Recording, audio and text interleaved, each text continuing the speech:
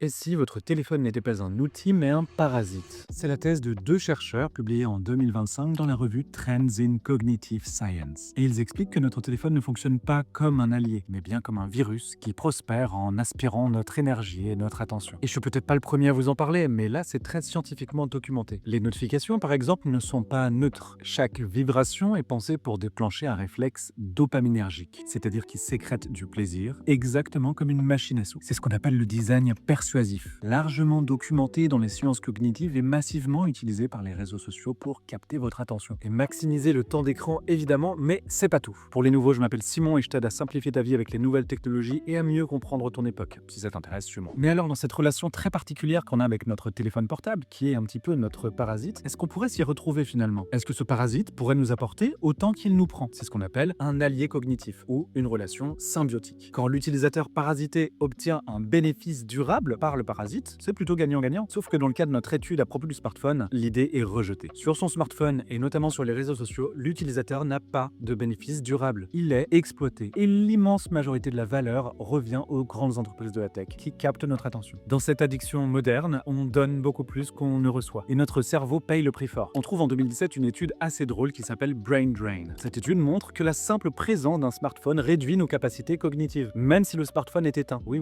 notre attention est fragmentée, notre mémoire de travail est affaiblie, notre capacité à rester concentré longtemps est largement troublée, vous l'avez sûrement constaté. Le téléphone, même éteint, s'il est dans notre champ de vision, va parasiter littéralement nos ressources mentales. Ça n'est évidemment plus un simple usage, c'est une addiction, vous le savez sûrement. Parce que oui, en 2018, la psychologue Jan Twenge a constaté un lien direct entre utilisation intensive de smartphone et symptômes anxieux ou dépressifs chez les jeunes. Et cette dépendance ressemble à beaucoup d'autres addictions comportementales. Perte de contrôle, anxiété de séparation, besoin compulsif de vérifier l'écran s'il n'y a pas des nouveautés, vous connaissez. Un vrai petit parasite cet appareil. Et le corps aussi est touché. La lumière bleue retarde l'endormissement, perturbant la sécrétion de mélatonine, mais ça vous connaissez aussi. Et on peut ajouter à ça les douleurs lombaires et cervicales à force de pencher la tête pour lire son écran. Bref, toutes ces infos vous les avez peut-être déjà entendues, mais c'est la première fois que je voyais un lien aussi clair tissé scientifiquement entre ces symptômes et la définition d'un parasite, et le fait que tout corresponde. Ça fait froid dans le dos. Les chercheurs concluent même avec une pensée très intéressante comme quoi ce parasite smartphone redéfinit carrément la trajectoire de notre espèce en modifiant nos compétences cognitives, comme les parasites biologiques qui ont façonné notre évolution. Je vais essayer de vous donner un conseil pratique ou une astuce à mettre en place à chaque vidéo désormais. La question est simple, est-ce que c'est vous qui utilisez votre téléphone ou est-ce que c'est lui qui vous utilise? C'est magnifique ce que je raconte. Petit exercice concret, essayez de couper toutes les notifications non essentielles dans une journée et voyez ce que ça change pour vous. Et si vous savez pas comment faire, envoyez-moi un petit message privé, mettez un petit message en commentaire et je vous répondrai. Et on se dit à la prochaine.